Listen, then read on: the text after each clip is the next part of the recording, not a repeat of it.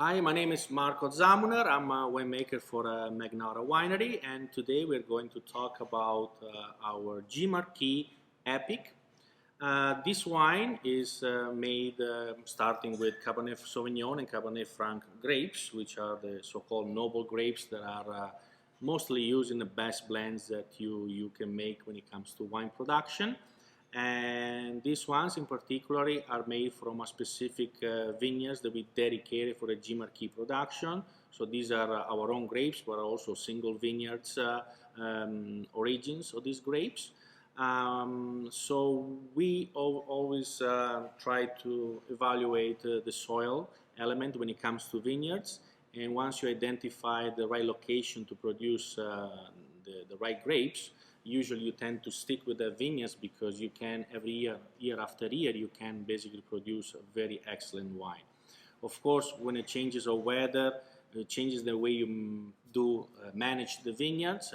You can produce a little bit more, a little less, depending on how favorable the conditions are.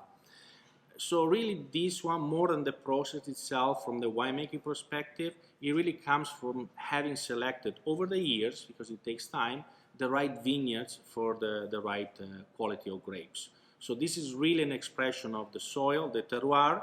So we adding of our way that we do maintenance in the vineyards, we really selected those fields that have something else, something more that really you can tell and you can really make the difference when you make the wine. So we harvested these grapes by hand, and the minimum bricks that we use for these products are 23.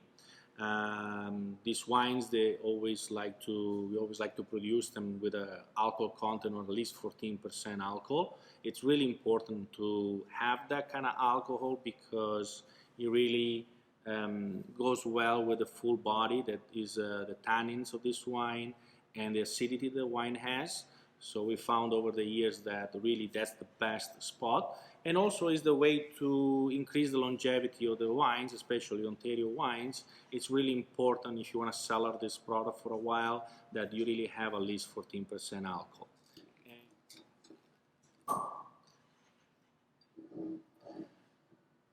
As always with the high quality product, you still rely on natural corks. Whenever you open, you always smell the cork and make sure that there are no defects in the cork itself. The way you don't have to worry about the wine not being at its best. So we put in a little bit of wine. And it's always good to have a nice white sheet of paper so you can really tilt the glass and being able to really appreciate the deep ruby color that this wine have with a little bit of garnet, which will get a little more accentuated as the aging process happen in the bottle itself. You go ahead and then you smell the wine.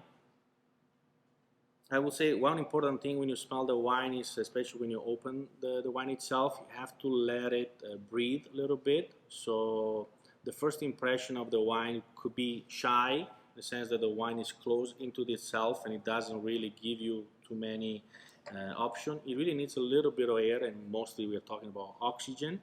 And as the wine opens up, literally opens up to you, you can really experience different flavors within the first 30 minutes, but also you can keep going within a few hours as well before it completely has nothing else to give you. So always a little patient when you try with these wines. It's not something you want to judge quickly. Take your time, and then you can always enjoy all the different flavors that this wine have to offer. So with these wines, we like to use a lot of barrels that are heavy toast, so that you will find as a first impression there's a lot of smokiness to these wines. Obviously as well as vanilla, coffee, and coconut as flavors behind this product, which are all coming from the barrel aging process.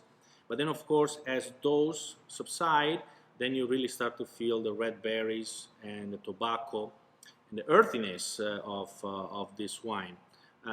What really makes this wine stood out, going back to the connection with the terroir and the vineyards, is the taste.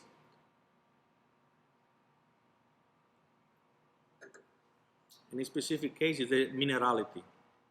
So we talk a lot about chalk, about the minerals that are on the ground, and in this wine you can really taste the difference, because usually beside alcohol, acidity, and the tannins, what makes a difference in the wine is what we call minerality. So it's a series of salt that are naturally occurring in the soil that the plant, during the growth of the grapes, really puts in those berries.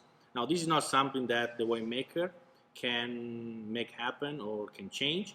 This is really something that is specific to the location and the soil where these grapes are being produced. So it's a unique thing that you can only obtain with certain selected, and that's why, especially with the G Marquis line, we are using single vineyards for making very, very specific products. This wine has a wide range of food pairings. I would say that lamb or beef is the best way to do it, especially if you cook a medium rare.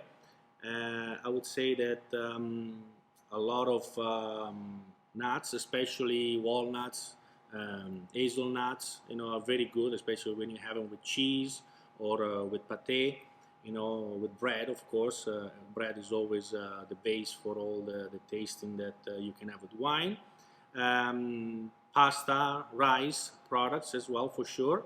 And but I would say with pairing with food that is on a sweeter note, not too sour or too acidic. I think with sweeter, with buttery products, this is a wine that pairs very well with those ones. And enjoy.